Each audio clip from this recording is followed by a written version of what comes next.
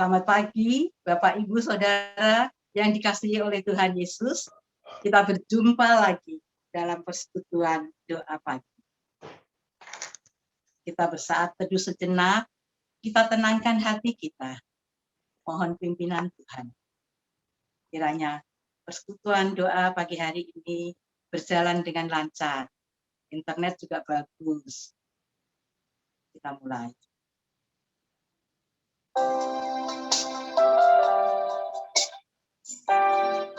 Kami mau datang kepadamu Tuhan.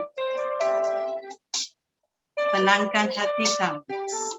Kami mohon pimpinan Tuhan.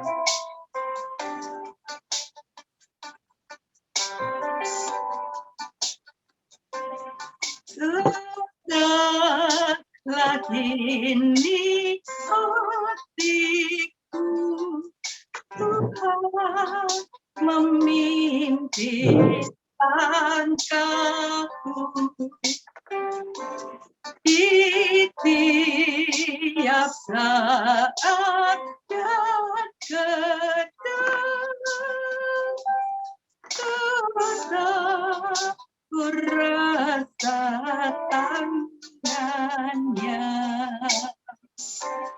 Tuhan yang membimbingku, tanganku dipegang teguh. Tuhan serah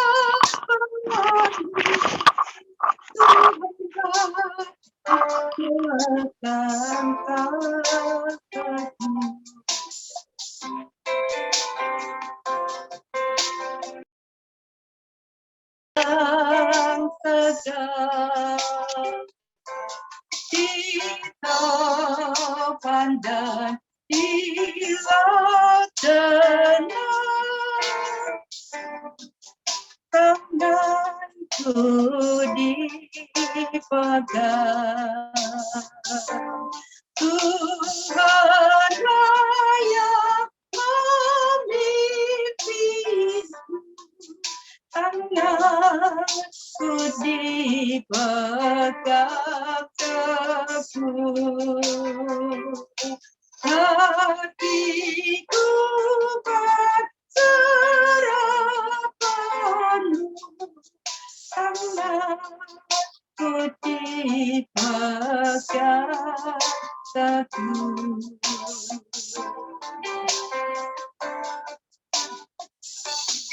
Aku sesalkan hidupku, betapa juga nasibku.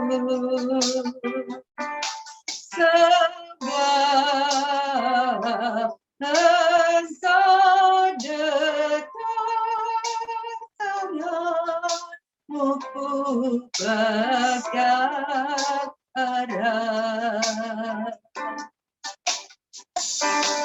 Tuhanlah yang memimpinku, tanganku dipegang teguh. Hatiku berserah penuh, tanganku dipegang teguh.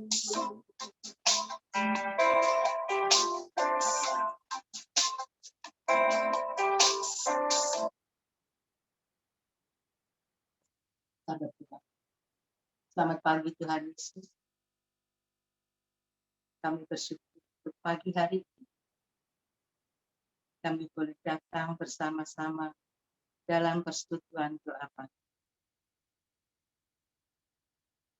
Ampuni Tuhan untuk segala dosa dan kesalahan kami. Kami mohon pimpinan Tuhan supaya semua berjalan dengan baik. Kiranya Tuhan memberkati hamba-Mu, Tuhan mengurapi supaya boleh membawakan pimpinan memimpin pujian ini dengan baik untuk memuliakan. Kami berdoa untuk Bapak Evangelis Jaya yang pagi hari ini menyampaikan kebenaran kita. Tuhan tetapi Tuhan dekat, sehingga boleh dekat untuk setiap kami yang kita dengarkan. Terima kasih Tuhan Yesus. Kami menyerahkan jam ini sepenuhnya ke dalam tangan Tuhan. Di dalam nama Tuhan Yesus kami berdoa. Haleluya. Amin. Firman Tuhan sebelum disampaikan, kita mau dengarkan.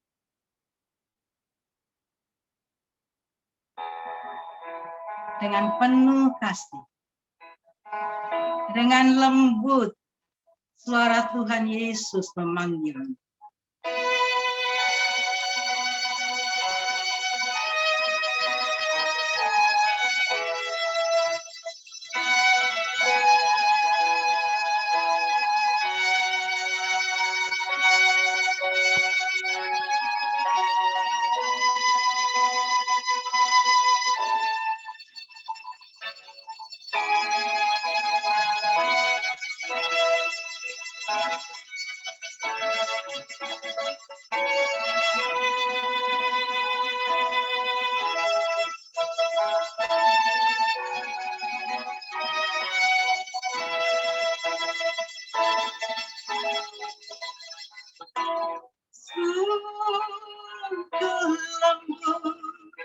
Tuhan Yesus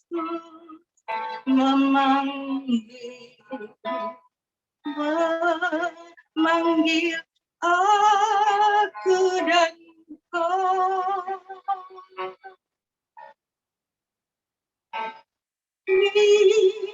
Lihatlah dia prihatin menunggu. Tunggu aku dan kau. Hei mari datanglah yang lalang, mari datanglah. Sungguh lembut Tuhan Yesus memanggil kau yang sesat, marilah.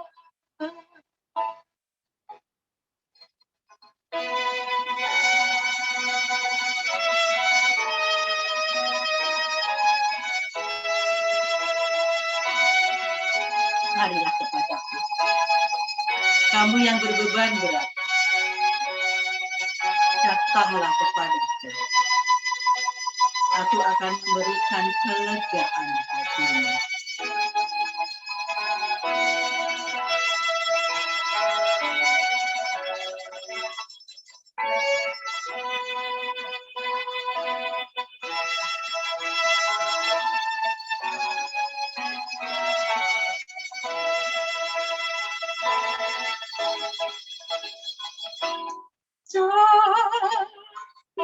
Janganlah Tuhanmu mengajak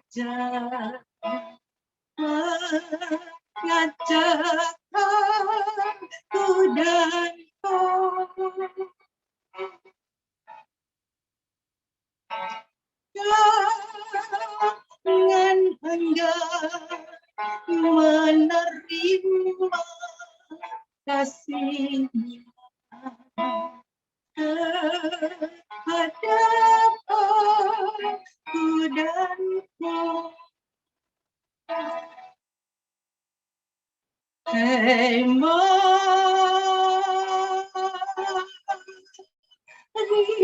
datanglah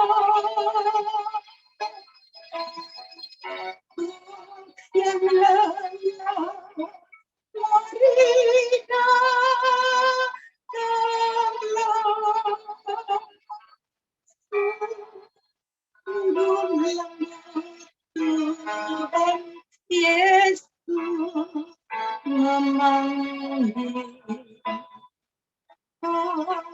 yang sesat, marilah.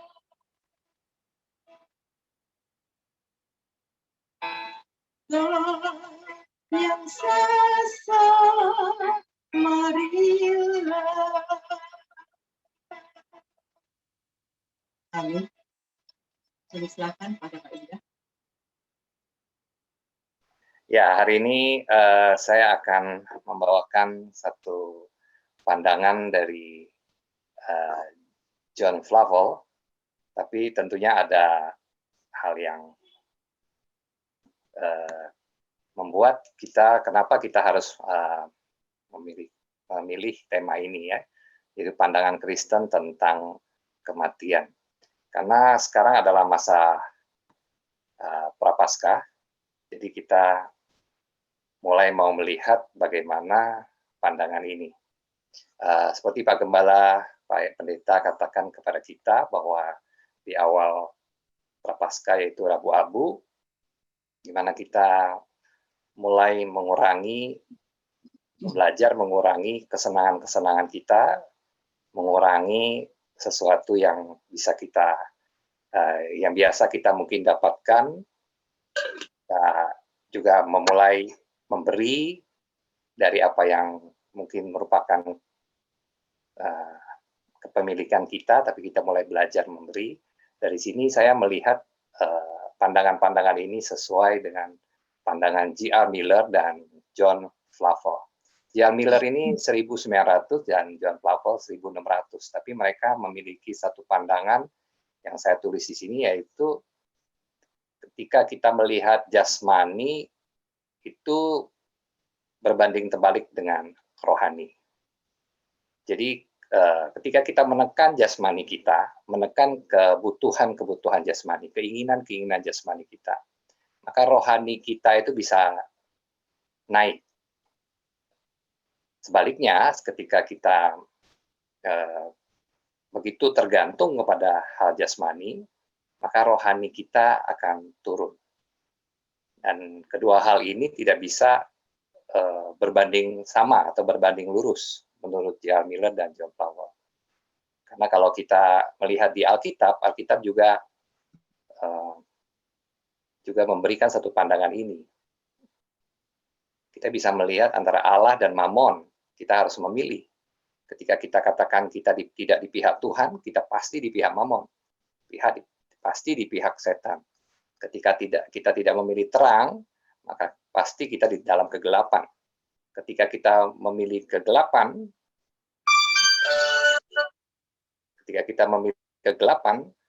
kita pun pasti tidak di dalam terang. Nah, begitu juga dengan jasmani dan rohani ini.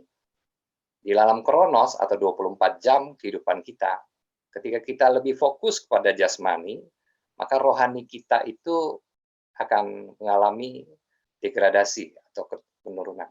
Tapi ketika kita di masa Prapaskah ini kita mulai belajar untuk menekan kebutuhan, keinginan rohani kita, jasmani kita, maka rohani kita akan bisa semakin naik. Nah, ya, hal ini sebenarnya Alkitab tidak tertarik ya, bukan soal kaya atau miskin, laki-laki atau perempuan, ya ini mengenai pandangan bagaimana seseorang itu di dalam 24 jamnya, ketika dia melihat jasmani, kerohaniannya otomatis turun. Ketika dia mengurangi keinginan jasmaninya, kerohaniannya bisa naik. Karena dua hal ini merupakan pandangan Alkitabiah. Nah, setelah ini saya mulai melihat bagaimana pandangan Kristen tentang kematian. Kenapa? Karena di dalam kita mengurangi keinginan jasmani kita. Ya, kita tahu ya, Prapaskah itu bukan tahun ini saja, pada tahun-tahun yang kemarin dan akan menuju kepada tahun-tahun berikutnya, 15 tahun, 20 tahun, 30 tahun, tergantung umur kita di dalam kehidupan kita. Dan tentunya banyak hal yang seharusnya kita tekan di dalam jasmani kita.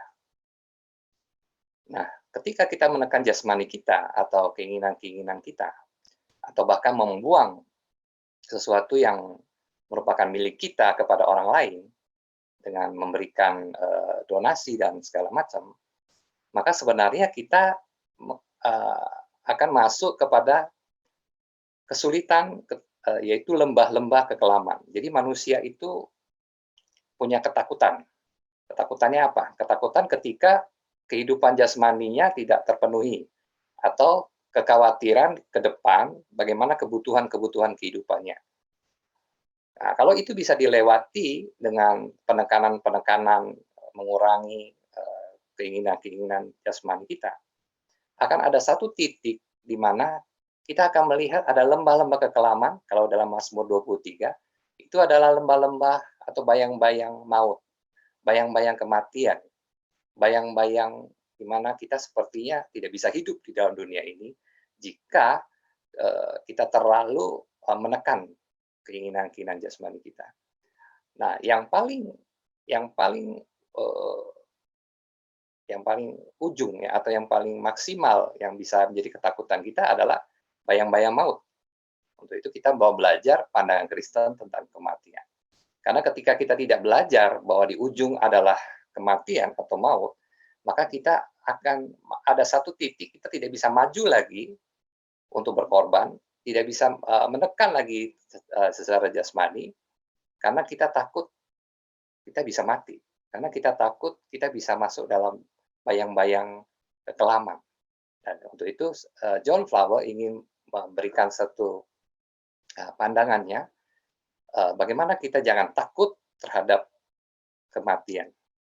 Bagaimana kita memandang kematian versi kekristenan. Kita buka dulu dalam Yohanes 14 ayat 3 untuk mengawali firman Tuhan. Saya akan membaca untuk kita semua. Yohanes 14 ayat 3, dan apabila aku telah pergi ke situ dan telah menyediakan tempat bagimu, aku akan datang kembali dan membawa kamu ke tempatku, supaya di mana aku berada, kamu pun berada. Kita akan berdoa terlebih dahulu untuk masuk firman Tuhan. Bapa kami surga, terima kasih untuk penyertaan-Mu pada hari ini, di masa Prapaskah ini. Kami kembali diingatkan untuk mengenal bagaimana kami mulai sedikit banyak melihat Kristus yang sudah begitu berkorban demi kami. Kami ingin mendapatkan sesuatu di masa Prapaskah ini, di mana kami bisa melihat teladan Kristus dan juga mendapatkan sesuatu pandangan secara Alkitab, bagaimana kami harus hidup. Terpuji nama Tuhan, biar Roh Tuhan menyertai firman Tuhan hari ini. Dalam nama Yesus kami berdoa. Amin. Jadi kembali ke ayat Yohanes 14 ayat 3 tadi. Dan apabila aku telah pergi, aku ini adalah Kristus ya. Kristus sendiri harus mati, harus pergi dulu menuju ke tempat yang dia akan sediakan bagi kita, yang kita sebut sorga. Dia sendiri harus masuk ke lembah-lembah kekelaman, bayang-bayang maut, ketika dia menekan keinginan-keinginannya. Ya,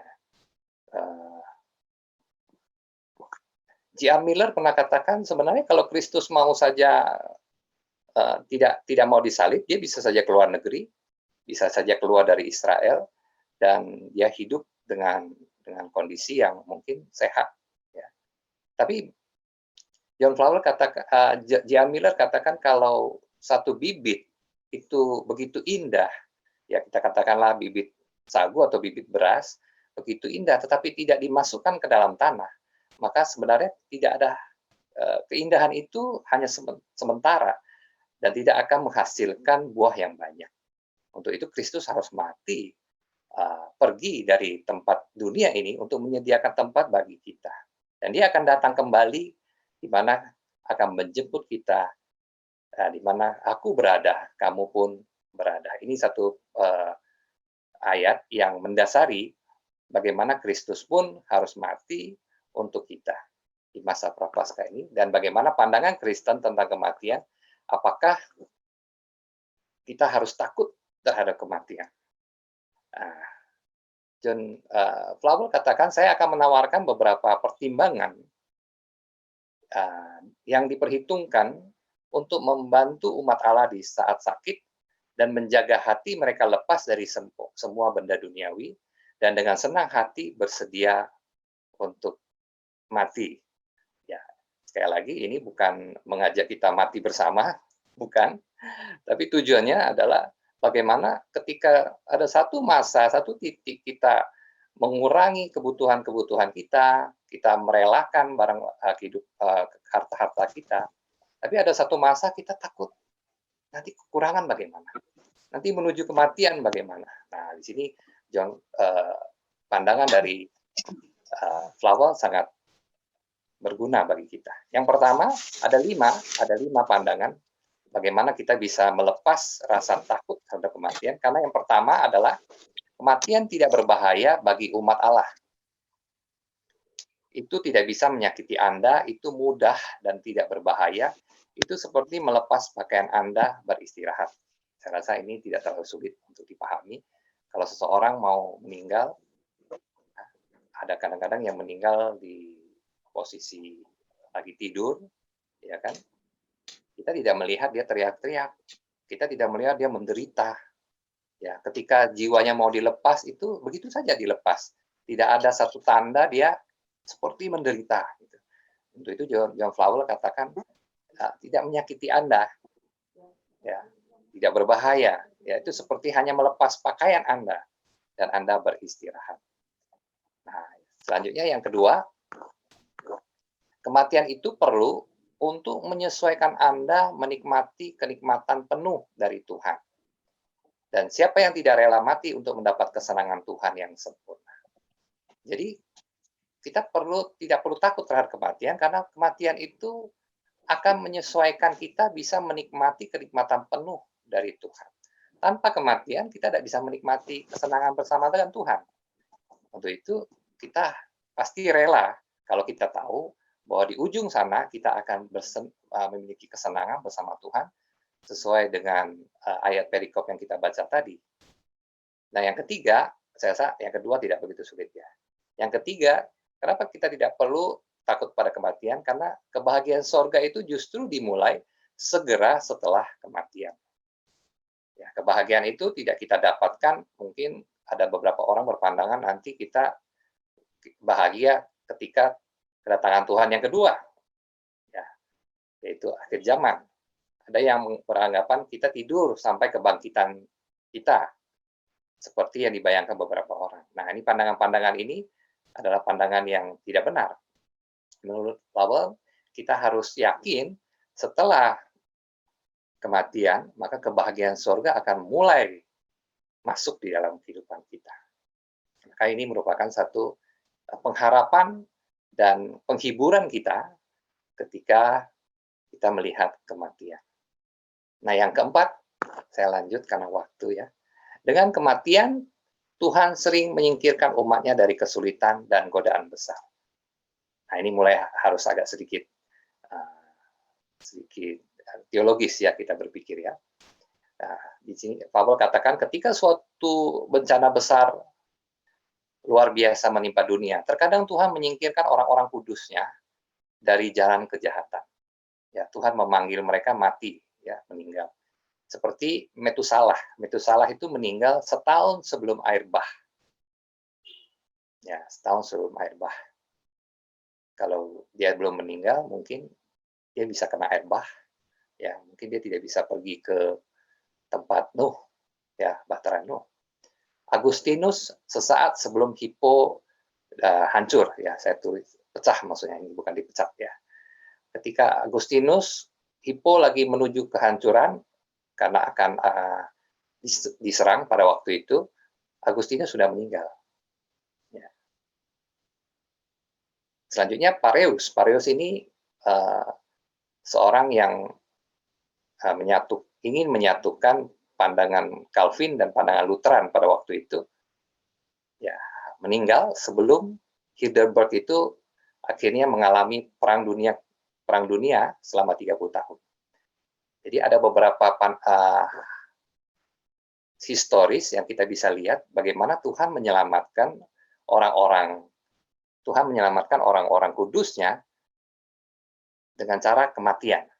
Ya, Luther sendiri mengamati bahwa semua rasul meninggal sebelum kehancuran Yerusalem.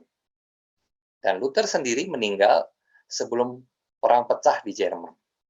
Justru dengan kematian Anda lolos dari pencobaan yang menyedihkan, yang tidak dapat dan tidak perlu Anda tanggung. Ya, hari-hari berkabung Anda akan berakhir dan Tuhan akan menghapus semua air mata dari mata Anda. Dan lalu mengapa Anda tidak terburu-buru untuk pergi? Ini maksud Paulus begini. Kalau kita melihat ada yang muda, tiba-tiba Tuhan sudah panggil, ya, atau orang yang sangat berpengaruh, orang yang sangat memiliki potensi, Tuhan panggil. Atau dalam keluarga kita, ada yang begitu cepat Tuhan panggil. Ada satu masa kita harus melihat bahwa kemungkinan besar Tuhan tahu di depan dia, ya, di depan dia, Tuhan pasti tahu ya, tapi maksud saya kemungkinan besar orang yang meninggal tersebut, di depannya dia harus mengalami pencobaan yang sebenarnya dia tidak perlu hadapi. Tekanan-tekanan atau musibah yang dia tidak perlu hadapi, sehingga Tuhan memanggil dia. Jadi ini penghiburan dikala ada kematian di dalam kehidupan lingkungan kita dan di dalam kondisi kehidupan kita. Untuk itu Paulus katakan, kalau orang ada yang terburu-buru pergi, bagi Paulus ya itu lebih baik. Kalau itu memang sesuai kehendak Tuhan, pasti ada alasan mengapa dia harus pergi. Dan alasan mengapa kita belum pergi. Berarti kita sedang kuat menghadapi kehidupan kita sekarang, dan kita harus berbuat sesuatu di dalam kehidupan kita. Ya, di masa Prapaskah ini, Pak Gembala katakan kita mulai harus belajar mengurangi keinginan-keinginan kita, ya. Dan di sini pentingnya kita melihat di ujungnya sebenarnya adalah lembah-lembah kekelaman. Di ujungnya adalah kematian, dan di situ kita harus siap untuk menghadapinya. Ya, saya keempat cukup jelas. Nah, yang kelima, yang terakhir, poin terakhir adalah mengapa Anda tidak mau mati.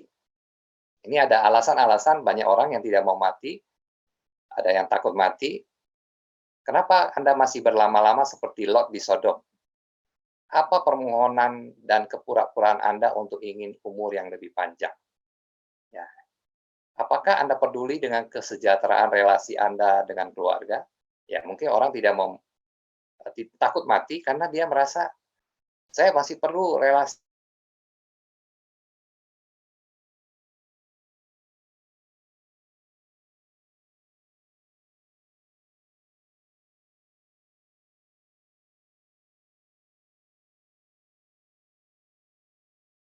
ingin terus memberi dukungan duniawi kepada mereka. Ya, mungkin Anda merasa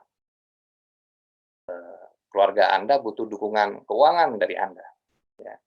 Nah, jika itu halangannya untuk Anda rela ketika Tuhan mengambil kesenangan-kesenangan Anda, atau rela Anda harus sakit, atau rela Anda menuju kematian, halangan ini bisa dikuatkan dengan firman Tuhan yang akan memuaskan kita. Firman ini berkata di dalam Yeremia 49 ayat 11 dikatakan, tinggalkanlah anak-anak yatimmu, aku akan menghidupi mereka. Biarlah janda-jandamu menaruh kepercayaan padaku. Dalam bahasa sehari-hari mungkin lebih jelas, serahkanlah anak yatimmu kepadaku. Aku akan menjaga mereka tetap hidup, dan biarkan janda-janda percaya padaku. Di sini dikatakan bahwa ayat ini mengatakan bahwa kita harus percayakan, ya, menyerahkan anak-anak kita. Dan kalau di sini dikatakan janda-janda berarti dia laki-laki, ya. Itu juga dengan ibu-ibu atau perempuan, kita harus membiarkan atau mengizinkan Tuhan, menyerahkan kepada Tuhan, menjaga orang-orang yang mungkin akan kita tinggalkan. Jadi mungkin di dalam saat kita melayani Tuhan, saat kita menekan keinginan-keinginan dunia kita, ya, kita pikir, wah, kalau saya terlalu banyak melayani, kalau saya terlalu bersinggungan dengan hal-hal yang bahaya, bagaimana nanti dengan anak-anak saya? Bagaimana nanti dengan istri atau suami saya? Di sini penghiburan itu datang daripada Tuhan sendiri. Ya, Luther sendiri berkata dalam surat wasiatnya yang terakhir, Tuhan, Engkau telah memberiku seorang istri dan anak-anak. Aku tidak memiliki apa-apa untuk meninggalkan mereka. Tetapi aku menyerahkan kepadamu. Oh, Bapa dari anak yatim dan janda, peliharalah dan ajarlah mereka. Ya. Luther sendiri meninggalkan istrinya dan anaknya di dalam perjuangannya sebagai seorang paus, kalau gitu, uskup pada waktu itu, dan dia harus memberikan kesempatan Tuhan yang menjaga kehidupan dari anak-anak dan istrinya. Atau apakah selanjutnya adalah atau apakah Anda peduli dengan kesejahteraan spiritual dengan adanya Anda? Wah, kalau saya tidak ada, nanti anak-anak saya tidak percaya Tuhan. Nanti anak-anak saya tidak jadi orang yang benar karena lingkungannya kadang-kadang menyesatkan dia. Ingatlah bahwa Anda tidak dapat mengubah mereka jika Anda harus terus hidup. Justru Tuhan dapat membuat doa dan nasihat Anda lebih efektif ketika Anda mati. Ya, ini Flower katakan menguatkan kita ketika kita ingin berkorban sesuatu, mungkin dalam pelayanan yang kadang-kadang bersinggungan dengan maut. Kita harus yakin.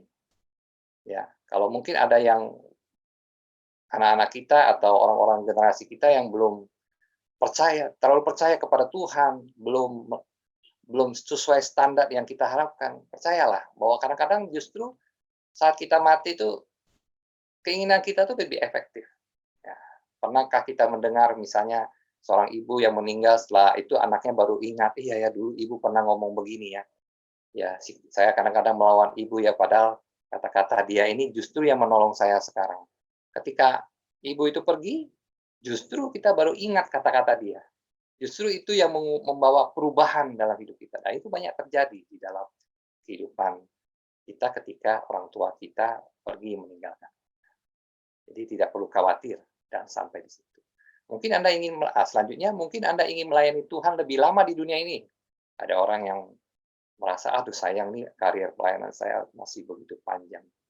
Tapi jika Anda tidak memiliki apa-apa lagi untuk Anda lakukan, ya keinginan itu sebenarnya bisa dilanjutkan di sorga ya. Nah, mengapa Anda tidak berkata seperti Daud? Ya, Daud pada waktu dikejar oleh Absalom, diusir dan dia terusir dari kerajaannya, dia berkata, ketika dia melihat kota kerajaannya, dia katakan, inilah aku Tuhan. Dialah Tuhan melakukan apa yang tampaknya baik baginya. Ini huruf besar baginya, bagi Tuhan. Jadi kalau Tuhan izinkan saya kembali ke kerajaan saya, ya biar saya kembali. Tapi ketika saya tidak kembali, ya biarlah Tuhan yang melakukan apa yang tampaknya baik. Ya, Dia memanggil Anda untuk pelayanan yang lebih tinggi di sorga. Kalau memang Tuhan katakan sudah tidak bisa lagi Anda melayani di dunia ini. Anda bisa melayani di sorga dan mencapai dengan tangan versi lain yang ingin Anda lakukan jauh lebih baik daripada di sini, ya, daripada di dunia. Apakah Anda merasa terlalu tidak sempurna selanjutnya ya?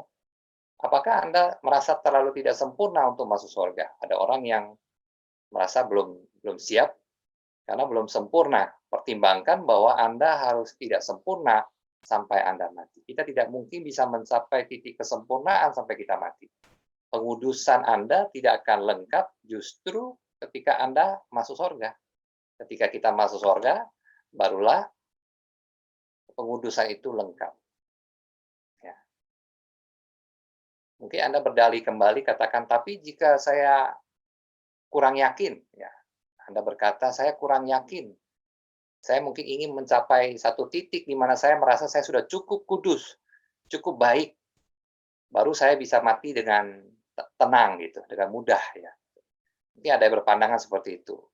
Nanti kalau saya menuju kematian, saya akan perbaiki diri saya sampai ke satu titik. Kalau belum sampai titik itu, jangan mati dulu gitu. Ya. Nah, pertimbangkanlah kemudian bahwa kesediaan untuk tulus meninggalkan seluruh dunia untuk dibebaskan dari dosa dan untuk bersama Allah adalah cara langsung menuju jaminan kekudusan yang diinginkan itu. Dan Paul menutup dengan kata-kata, ketahuilah orang duniawilah yang tidak mau mati meninggalkan dunia ini. Ya, jadi 5 hal tadi menjadi kekuatan bagi kita untuk kita bersedia masuk ke zona yang mungkin tidak enak bagi kita ketika kita mulai menyerahkan kehidupan kita. Sekali lagi apa yang saya katakan di awal, ketika Anda tidak melepas keinginan jasmani Anda, maka kerohanian Anda itu otomatis tidak bisa naik. Ya, karena di dalam dunia ini, di dalam kronos ini, tidak bisa jasmani dan rohani tidak bisa berbanding lurus. Ya. Tuhan dan Baal tidak bisa berjalan bersama. Tuhan dan Mamon tidak bisa berjalan bersama. Ketika kita bersama Tuhan, Mamon pasti akan berkurang. Ketika memilih di Mamon, walaupun kita katakan kita anak Tuhan, tetapi kerohanian kita pasti berkurang. Jadi saat kita menghadapi ini, tentunya kita khawatir bagaimana nanti ketika titik itu saya lewati dan saya melihat ada kematian di depan saya. Ada kekhawatiran menuju lembah-lembah kekelaman. Apakah saya tetap harus serahkan kehidupan saya, serahkan harta saya, serahkan apa yang saya punya. Ya, ini tidak ngomong kaya atau miskin, ya, karena semua orang punya apa yang dia miliki. Ya, jadi untuk penutup saya mengatakan nasihat ini bukan hanya untuk orang yang sudah lansia saja ya. Jadi ini bukan saya khususkan, wah ini GKMI banyak yang lansia, jadi saya khotbah ini, bukan. Ini untuk semua umur dan semua generasi. Ya, jika Anda merasa khawatir masa tua Anda atau masa Anda hidup di dunia, nanti akan makan apa? Ya, nanti tua makan apa? Kasih untuk anak apa? Kebutuhan yang banyak bagaimana? Ini kan kadang-kadang bukan orang tua yang mikir ini. Biasanya anak-anak muda, kayak orang-orang yang sudah punya anak, baru punya anak, dan anaknya mau mulai pendidikan, biasanya ini justru menjadi kekhawatiran, sehingga dia tidak yakin, ingin berjalan bersama Tuhan, ingin berkorban bersama Tuhan, karena takutnya nanti saya punya kekhawatiran tentang dunia ini. Nah, justru pandangan ini, 5 hal tadi, melepaskan kita dari kesulitan tersebut. Ya. Justru kita harus di saat akhir hidup kita, kerohanian kita harus di posisi puncak, di mana berbanding terbalik dengan keberadaan jasmani kita. Nah, ini poin yang utama yang saya ingin tekankan. Ya. Poin utama yang saya ingin tekankan supaya kita jangan takut. Ya. Karena justru ketika kita mungkin umur 40, 50, Anda melihat pensiun di depan, Anda melihat, aduh nanti saya akan susah. Nah, kalau Alkitab mengajarkan kepada kita, Flowell dalam hal ini mengajarkan kepada kita, justru di akhir hidup kita itu di dalam kondisi keberadaan jasmani yang sulit, kita harus bersyukur, karena itu adalah puncak kerohanian kita yang harus kita serahkan kepada Tuhan. Ya seperti Kristus. Kristus di puncak kehidupannya, dia tidak punya apa-apa. Di puncak kehidupannya yang ada pada dia, justru itulah yang dia serahkan kepada Tuhan. Ya. Di masa Paskah ini kita bisa belajar bagaimana Yesus itu bukan mati karena dibunuh, bukan mati karena kehabisan darah di salib. Yesus itu mati karena dia menyerahkan nyawanya kepada Bapa. Jadi di sini kita bisa melihat pelajaran bagaimana yang terakhir dari seorang manusia Kristus, yaitu jiwanya, nyawanya. Justru di puncak akhir pengorbanan tubuhnya, sorga dimenangkan. Ya, kunci maut dia dapatkan. Ya, pintu maut dia rusak, sehingga kita bisa dibangkitkan. Dan hari kita meninggal, di saat itulah kita bersama-sama dengan Allah. Ya. Jadi jika di akhir tua Anda dalam kondisi hidup di dunia ini begitu minim, itu berarti Anda sudah siap menghadapi Tuhan dengan berbahagia. Minim ini bukan miskin ya. Ini Alkitab sekali lagi bukan tidak tertarik dengan kaya dan miskin. Dia ingin katakan bahwa Kalau di akhir tua Anda, kondisi hidup Anda di dunia ini, Anda bisa melepaskan keinginan-keinginan dunia Anda. Semakin lama, semakin dunia ini sepertinya tidak bisa mengganggu Anda untuk tetap di dalam Tuhan dan tetap melayani Tuhan. Justru di sini Anda sudah siap menghadap Tuhan dan berbahagia bersama Tuhan. Jadi, tekanlah kebutuhan jasmanimu untuk mencapai kerohanian yang maksimal. Ini tidak hanya untuk orang tua, lansia, orang-orang yang umur 40-50, ini juga baik pandangan ini untuk anak-anak muda. Kenapa saya harus menekan kebutuhan jasmani saya? Kenapa saya harus menekan keinginan-keinginan saya bersama teman-teman atau keinginan saya menghabiskan masa muda saya dengan kesenangan-kesenangan? Kenapa saya harus menekan itu? Karena ketika kita membiasakan diri menekan, kerohanian kita terbiasa baik, terbiasa naik selalu. Dan di akhir kehidupan kita bisa seperti Kristus. Saya tidak mengajak kita disalib, tapi dengan versi lain, bahkan firman Tuhan dalam Perjanjian Baru katakan, kita bisa lebih daripada Kristus dalam arti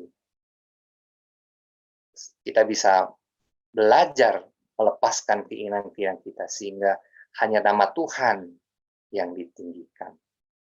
Marilah kita di akhir hidup kita atau di dalam kehidupan kita mulai berkata-kata tentang firman Tuhan, berkata-kata tentang kemuliaan Tuhan, anak-anak Tuhan yang dimuliakan, dan mulai diam atau menutup mulut atau mulai tidak berkomentar tentang hal-hal kekhawatiran dunia yang ada di dalam kehidupan Anda. Itu akan membuat Anda menjadi orang-orang yang bisa memahami bagaimana Paskah itu kita renungkan dan bagaimana Kristus menjadi contoh bagi kita. Mari kita berdoa.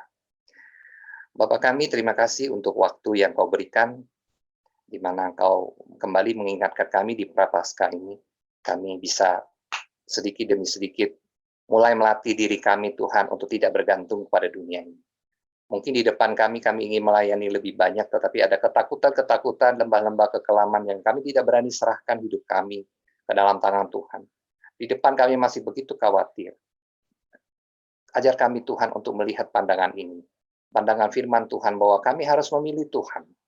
Justru di saat kesulitan yang terbesar di dalam hidup depan kami harus bersyukur.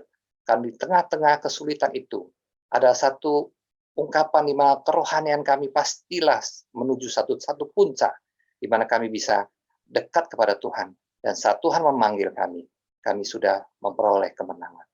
Kami serahkan keluarga besar kami serahkan anak kami serahkan orang yang akan kami tinggalkan. Mungkin kalau Tuhan minta, kami harus martir. Mungkin kalau Kau izinkan, itu merupakan kesukaan bagi kami. Kau ajar anak-anak muda, Tuhan, untuk mulai mengasihi satu dengan yang lain, untuk belajar melepaskan keinginan-keinginan ego mereka. Dan kami percaya, Tuhan, masa depan gereja di anak-anak muda ini, mereka akan tampil sebagai pemenang untuk masa-masa depan yang kami akan lihat semakin suram. Semakin orang tidak peduli satu dengan yang lain. Terlalu banyak melihat gadget, terlalu banyak melihat ego sendiri. Di saat itulah mereka bisa menjadi terang, di mana mereka bisa mengandalkan salibnya, bisa memikul salib sampai di ujung, dan mereka berkorban untuk kemuliaan nama Tuhan. Ini seluruh doa kami minta Tuhan menyertai, menggugah hati kami, dan membuat kami di masa Paskah ini, kami semakin yakin melangkah, berkorban untuk hal-hal yang untuk kemuliaan nama Tuhan. Yang kami tahu, itu bukan hanya untuk Tuhan, tapi itu untuk kerohanian kami semakin ditinggikan, dikuatkan di dalam Tuhan. Terpuji nama Tuhan, Kau menyertai GKMI dan para gembala, Tuhan menyertai juga seluruh jemaat yang ada di GKMI Harapan. Di dalam nama Yesus kami sudah berdoa mengucap syukur. Amin. Saya serahkan kembali kepada. Ya. Terima kasih Pak Indah, firman Tuhan pada pagi hari ini yang mengingatkan kepada kita. Saya tadi sempat deg-degan dengerin, sudah siapkan kita kalau suatu saat Tuhan memanggil kita. Kemarin saya dibilang positif COVID aja takut, takut di mana nanti anak saya yang siapa gitu ya. Tapi firman Tuhan pagi hari ini, Tuhan punya maksud bagi setiap anak-anak. Saudara, kita akan memasuki doa syafaat. Ya, doa syafaat yang kemarin saya sudah bagikan, sudah ditayangkan slide-nya, kita bisa memperhatikan bagian-bagian dari kita semua ya. Saya nggak bacakan. Kalau ada yang mau ditambahkan, bisa disampaikan, nanti kita doakan bersama-sama. Ya, terus ya.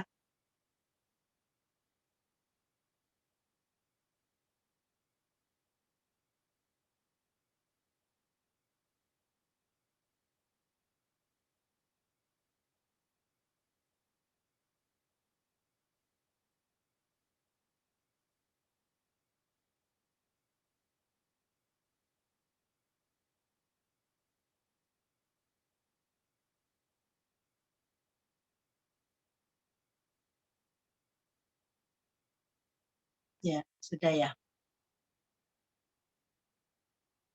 Nanti doa syafaat akan ditutup oleh Bapak Pendeta Edi SS. Nah, sebelumnya bersama-sama kita mau katakan seberapa besar masalah, seberapa besar beban persoalanmu. Mari, datanglah kepada Tuhan, serahkanlah hidupmu kepadanya.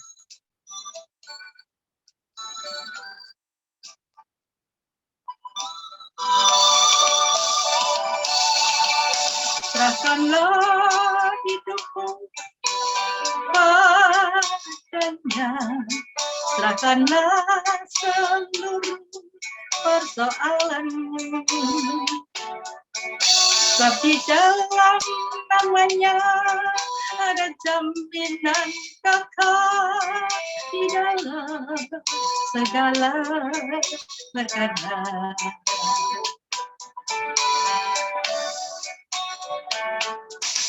Serahkanlah hidupmu padanya, serahkanlah seluruh persoalanmu. Sebab di dalam namanya ada jaminan kekal di dalam segala perkara. Berseru pada Yesus, berserah pada Yesus, percayalah Dia sanggup menolongmu. Berseru pada Yesus, berserah pada Yesus, Dia akan memberi kedamaian abadi.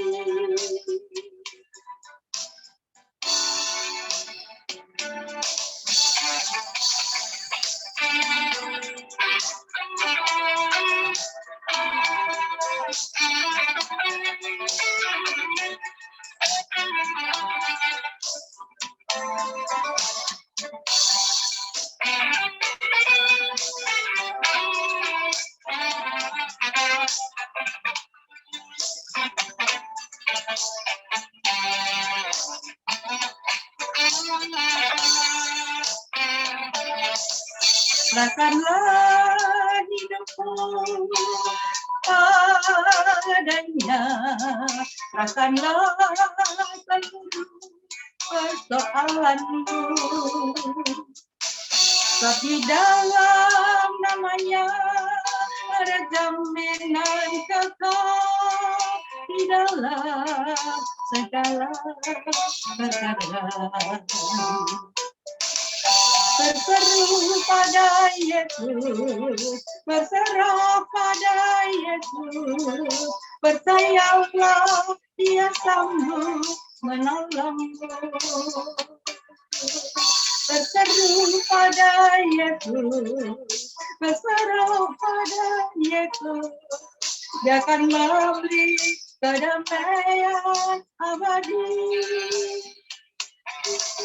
Berseru pada Yesus, berseru pada Yesus, percayalah Dia sanggup menolongmu. Berseru pada Yesus, berseru pada Yesus, Dia akan memberi keselamatan abadi. Dia akan memberi kedamaian abadi.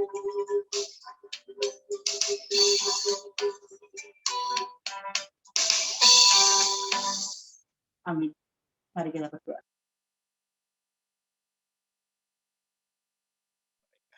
Kami menyerahkan juga hari ini secara khusus pada Bu Ati yang berulang tahun. Kiranya berkat-Mu melimpah atas Bu Ati ya Tuhan. Segala yang diinginkannya, Tuhan yang mewujud nyatakannya.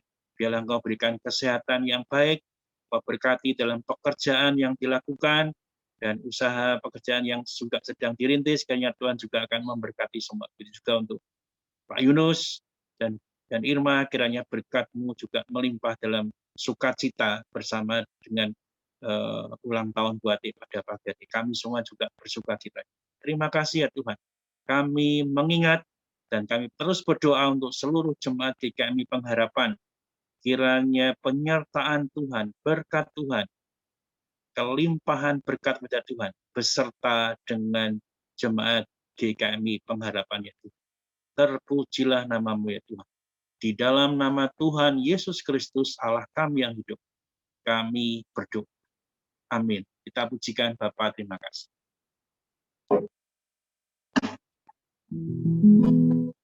Bapa, terima kasih. Bapa, terima kasih. Bapa,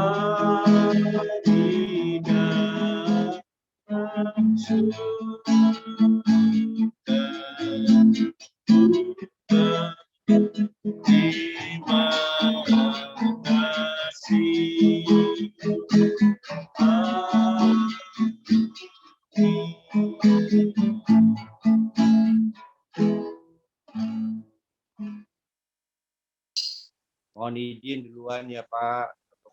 Iya, Pak Haji ya. Iya, untuk pelayanannya semua Pak Haji. Terima kasih Pak Indah untuk firman Tuhan. Bu Ruth, Pak Edi. Selamat ulang tahun Mbak Ati. Selamat ulang tahun Mbak Ati. Selamat ulang tahun Bu Ati. Terima kasih doanya Pak Edi. Mbak